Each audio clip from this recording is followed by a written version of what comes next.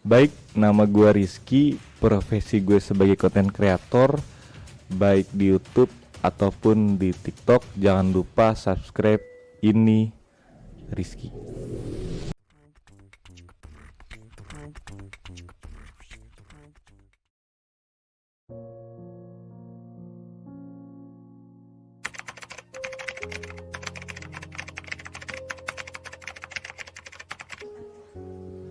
Hal yang paling diingat dari sosok almarhum ayah gue itu, dia itu orangnya itu apa ya, tegas juga ada, baiknya itu baik banget. Udah gitu dia itu orangnya suka ngelawak juga buat keluarga happy.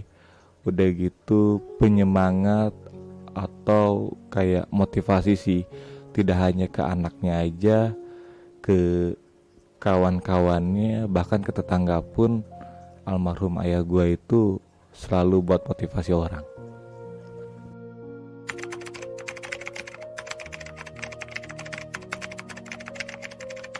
Kalau untuk makanan kesukaan, karena almarhum itu sakit diabetes, jadinya agak dibatasin ya. Tapi kalau suka makanan, semua suka gitu. Kayak laksa, terus nasi padang, terus tetelan, kayak begitu. Almarhum bokap gue itu suka banget sih.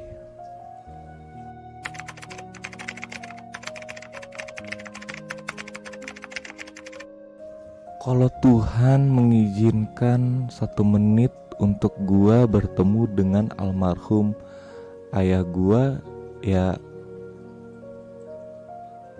gua pengen meluk aja dan berkata, duh mau nangis.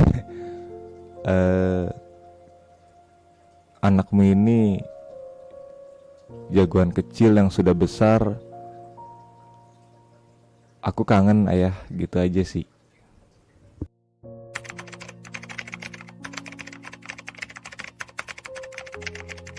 Pertanyaannya emang parah ya. Ngejebak untuk air mata buat jatuh gitu ya. Pesan terakhirnya itu, jadi pada saat almarhum bokap gue itu sakit, di beberapa minggu itu sempet almarhum bokap gue tuh bilang gini, Dek gitu, karena gue panggilannya tuh adek gitu ya. Dek, jagain mama ya gitu. Kamu orang pintar, kamu orang cerdas, bahagiain mama ya gitu. Ya namanya juga seorang anak, apalagi gue laki-laki, ya gue insya Allah pasti gitu kan, wasiat almarhum bokap gue ngebahagiain nyokap gue seperti almarhum bokap gue atau bapak gue membahagiakan ke nyokap gue, seperti layaknya ratu lah.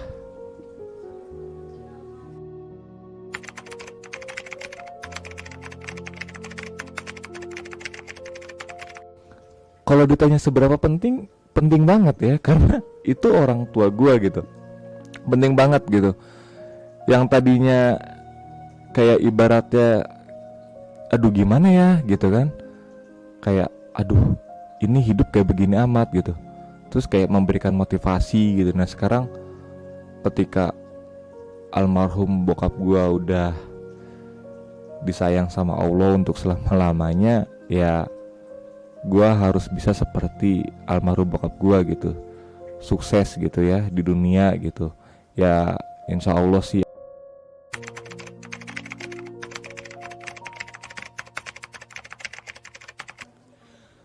Kalau suatu saat gue punya anak, gue akan menceritakan ke anak gue tentang almarhum bokap gue itu, bahwasanya kakek kamu itu seorang yang pejuang hidupnya itu sangat-sangat kuat. Karena kenapa? Karena bokap gue itu kan kena penyakit membahayakan ya, kalau nggak salah nomor berapa gitu di dunia gitu kan, karena penyakit diabetes ya. Jadi perjuangan hidupnya yang begitu kuat, udah gitu sayang banget sama keluarga. Bahkan yang sampai gua inget sampai sekarang, kata-kata motivasi almarhum bokap gua yang suatu saat kalau gua nikah dan gua punya anak, gua mau bilang kayak gini juga di dalam kehidupan gua, kayak gua lebih baik gua memakai sendal atau lebih baik juga gua nggak pakai sendal asalkan anak gua itu pakai sendal, pakai sepatu. Jadi janganlah kamu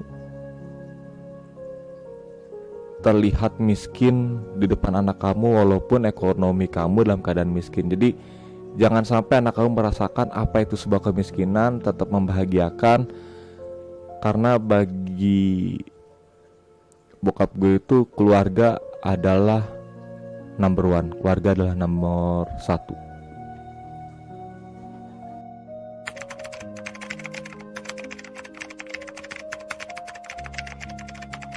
Ceritakan saat-saat terakhir kepergian almarhum bokap gue.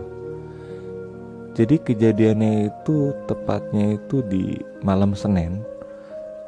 Sahabat-sahabat dekat teman karibnya itu pada menjenguk karena memang gua yang ngasih kabar ke teman-teman dekatnya almarhum bokap itu bahwasanya bokap itu sakit parah gitu. Jadi bokap gue itu sakit parah itu karena kena radang tulang akibat komplikasi diabetes. Pada pukul 8 sampai jam 9 malam itu masih banyak tamu yang datang untuk menjenguk, dan kejadiannya itu wafatnya itu almarhum bokap gue itu di rumah. Jam 8 jam 9-an itu bokap gue itu dalam masih keadaan sadar gitu, masih itu menanyakan itu pintu nggak ditutup, dan di situ gue bilang, oh ya aku ini pak, karena gue manggil bokap gue itu papa. Oh iya pak, itu masih ada tamu, masih nanya tentang kesehatan papa. Oh iya gitu. Dan bokap gue tuh masih sehat dan masih bilang kayak, oh iya gitu, papa sehat kok gitu. Padahal kalau kita tahu radang tulang itu sangat sakit ya, karena kan komplikasi dari diabetes. Di jam 10 malam itu tamu itu udah pada pulang gitu, karena udah larut malam juga.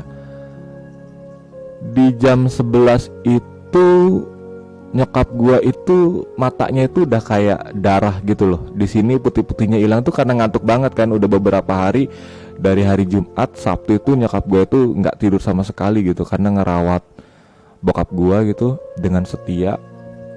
Akhirnya gua bilang ke nyokap gua gini, ya udah mah, mama tidur aja biar aku yang jagain papa pada saat itu.